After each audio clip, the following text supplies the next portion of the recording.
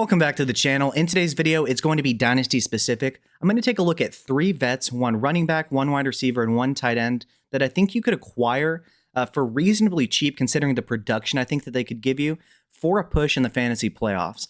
Now, this is the YouTube version. In the Patreon version of this video, I'm going to have a 4th player who I think is the best and ultimate buy low candidate for your contending teams for a playoff push, and he's cheaper than any of the 3 players mentioned in this video. And so the first player we're going to take a look at here is A.J. Brown of the Philadelphia Eagles. So a 2026 late first round pick is valued at 45.36 points. So his value right now, according to KTC, now you may disagree with it. I certainly do at times, but it's a general idea of consensus valuation. The late first of 2026 is generally valued as a little bit higher than A.J. Brown as of this moment. Now, I definitely, as you can see, he's declined 1,550 points in the past 6 months. And it makes sense because he's been inconsistent this season. But we're going to take a look at why I think he might be advantageous to your rosters when it matters the most during the fantasy playoffs. And so when we think about A.J. Brown, it's important to understand how he's used. He is used as their primary man-beating wide receiver. How do we know that? If you look at the bottom of the screen, he has 117 routes run versus man, that's 19th. That stat in and of itself doesn't really mean much besides that he's on the field, right? But his yards per route run versus man of 2.85 is 10th in the NFL. His target rate versus man of 30.8% is 12th. And his first read target share versus man of 44.8% is 2nd in the entire NFL. And so you want him to be going against teams that run man coverage. And single high man is the most advantageous for him, specifically as the X wide receiver. Now, when we take a look at the center of the screen here at the 3 matchups in which he has, this is taking into account as a whole how advantageous or disadvantageous matchups are for these wide receivers going against or going for Philadelphia against these 3 teams. And so the Raiders in week 15 present a plus 4.7%. That's slightly advantageous. The Commanders boast a plus 14% matchup percentage. That is fantastic. And the Bills are a little bit neutral at plus 0.9%. But more importantly, how much do these teams play man? Now, admittedly, the Raiders are only at 13.7%, so the initial hurdle of Week 15 may be something to take into account, although I don't think the Raiders' defense is anything for you to worry about in general. But if we take a look at the next 2 matchups, the Commanders allow or play man at 28.3% of the time, which is very high, and the Bills are above the median at 22.1%. He is going to be used significantly. And it wouldn't shock me if he plays well against the Raiders either, because that defense, once again, just does not scare me in the least, besides Max Crosby. And now, I cannot guarantee that your league mates will do trades like these, but these are real trades that were made in real fantasy leagues. And now, obviously, I've seen some terrible trades made where, it was like a 3rd for A.J. Brown, or somebody traded, McCaffrey for A.J. Brown. There's definitely bad trades like that, which obviously I'm not going to be including in these videos. But I saw multiple examples, for instance, of in a 10 and 12 team format of 2 seconds being thrown for A.J. Brown, a 27 and 28, and a 26 and a 28. And so, in my opinion, 2 seconds for A.J. Brown is a smash for the A.J. Brown side. If you think you are going to be a winner and those picks aren't going to be, early seconds, but if you're contending, unless you have somebody else's pick, your second wouldn't be early. So it's important to understand the context of where the picks you're selling project to be. But if selling 2 second-round picks made a big difference in me potentially winning a championship, those second-round picks can kiss themselves goodbye. And then I also saw a 26 first sent for A.J. Brown, which I would also presume is a late first. If you had to pay a late first, which is slightly more valuable than A.J. Brown, the 26th draft class, while there definitely will be good players for sure, there will probably be some risers, from the combine and the like. The class as a whole is not very deep, and there really aren't 12 locked-in players like there are in some other years that we are excited about right now, and especially wide receivers. So if you really need a wide receiver for a push, I would be fine with all 3 of these trades. And like I said, I can't guarantee that your league mates will do so, but if you could get this done, I would do so for A.J. Brown, because I think especially in weeks 16 and 17, he is going to smash for us based on those matchups. Moving on to my second player, and I promise that they're not going to all be Philadelphia Eagles players, especially if you're watching the Patreon version of this video. We have Saquon Barkley. He's valued right now per KTC at 5,370 points. That's just over a 26 mid first, and that would be probably about a 26 late first and a third, give or take, in total value right now. He's definitely seen his value decline. Why? Because he hasn't been the same player that he was this past season. And over the duration of the past 6 months, he's lost 1,161 points of value, which isn't even really quite a second round pick in total value. But nonetheless, valued approximately at a late 26 first and a third, or potentially just slightly above a single mid 26 first.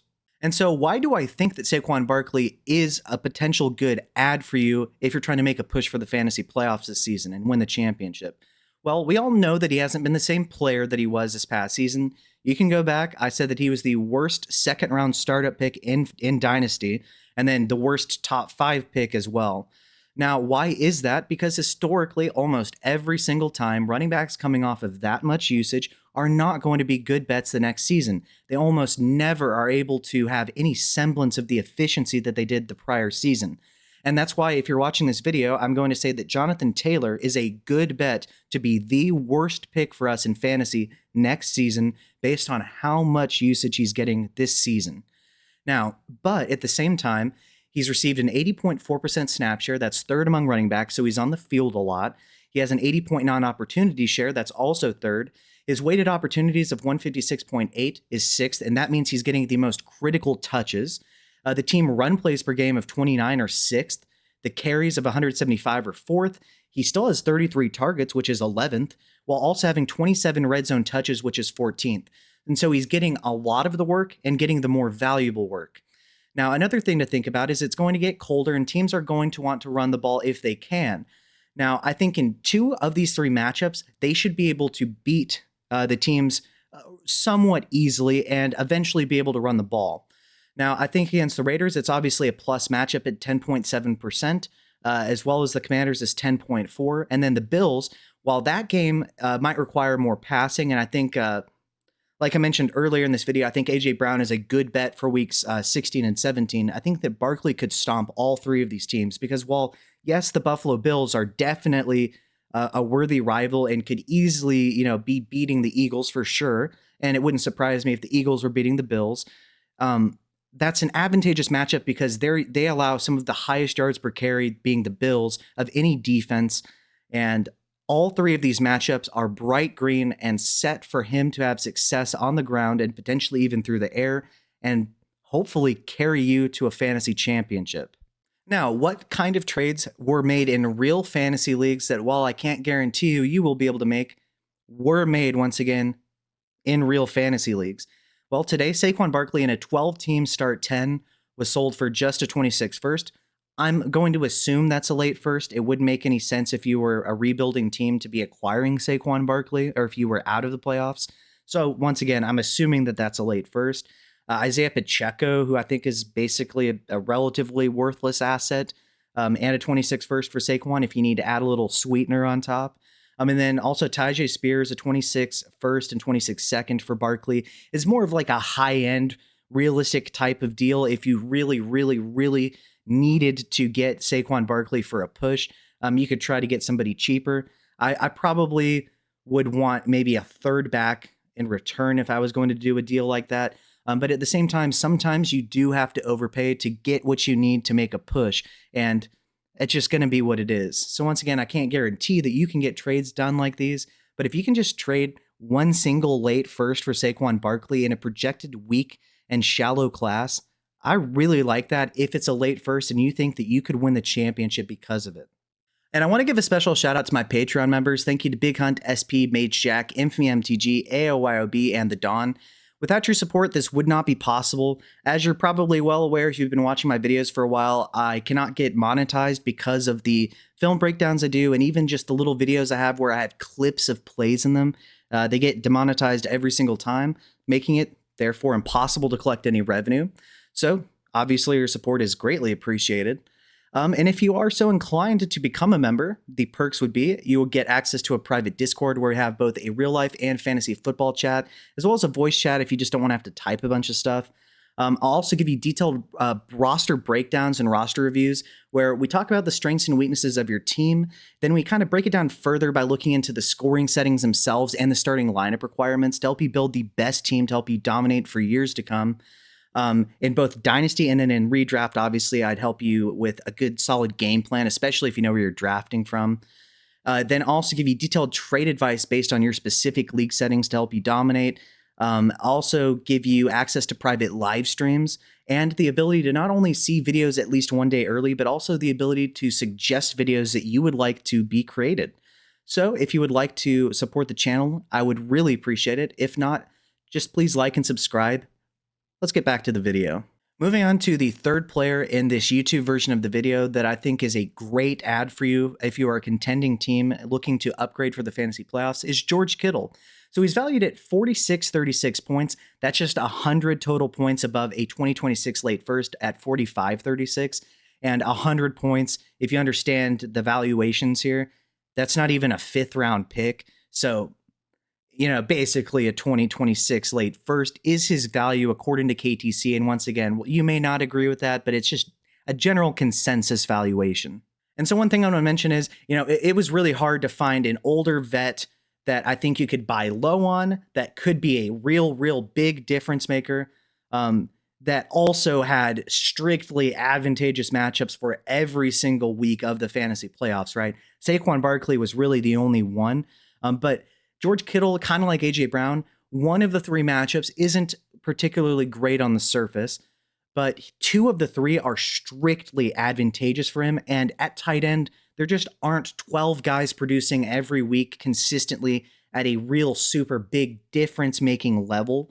So I still think that despite having a tough matchup against Tennessee that's negative 18.6%, him having a plus 23.5% in week 16 and a plus 11.2% against Chicago. And in both of those games, I think they're going to have to try to score points to contend with Indianapolis and Chicago.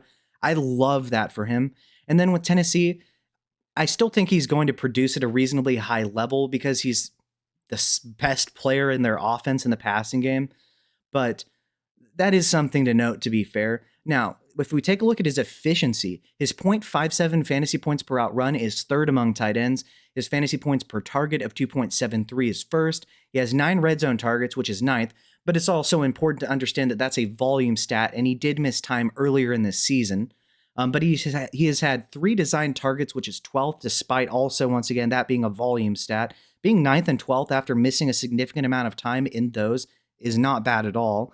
And then his first retargets of 22 is also 9th. And so putting all this together, he is being efficient on a per route basis. And considering he's missed time, he is being involved in this offense. And it's starting to ramp up for him. And so I think that he's going to remain to be the centerpiece of this offense. They're going to need to push to try to make the real life playoffs. And I think that George Kittle is going to be a good buy for you because it's really hard to find real difference-making talent at the tight end position. And so what trades did I find that were made in real leagues that I think you could plausibly get completed? Well, George Kittle in a 10-team start 9 went for a 27 third and a 26 second. That is easily in favor of George Kittle, even in a 0.5 premium. Smash George Kittle's side. Now in the next one, in the middle one, it's a 12-team start 10 and a 0.75 tight end premium. That 0.75 and higher is where tight ends really matter. So he went for a 26 second and 26 third. That is a smash for you. Also saw him go for Romeo Doubs in a 26 second and a 12-team start 10. That is a smash as well.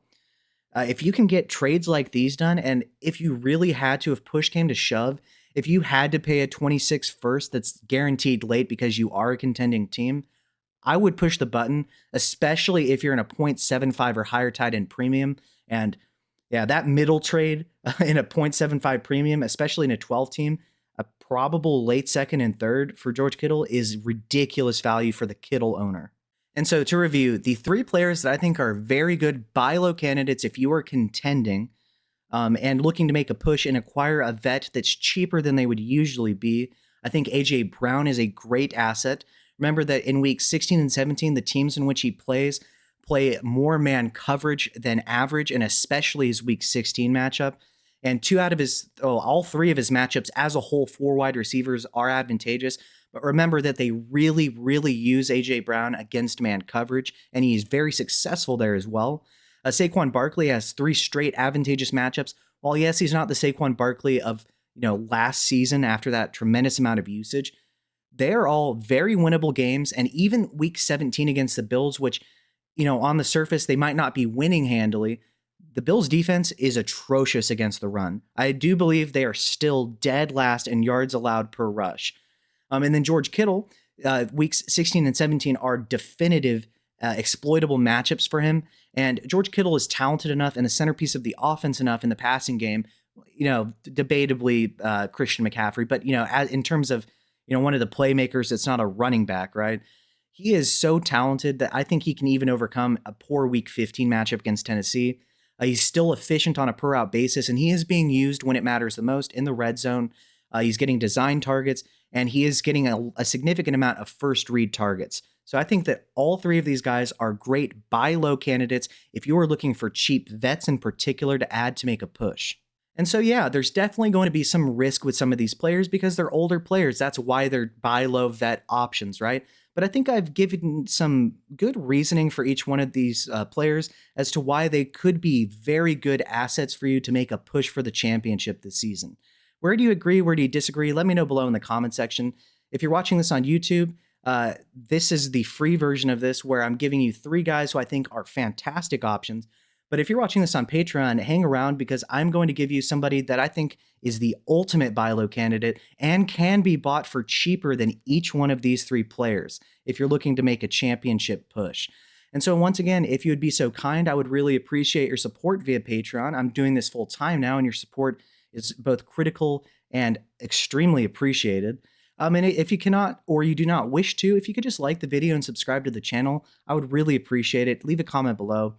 With that being said, I wish you guys the best of luck. I hope you make your championships, crush them, get all the glory, win all the money potentially, and just have fun because this is fantasy football. That's what we're trying to do.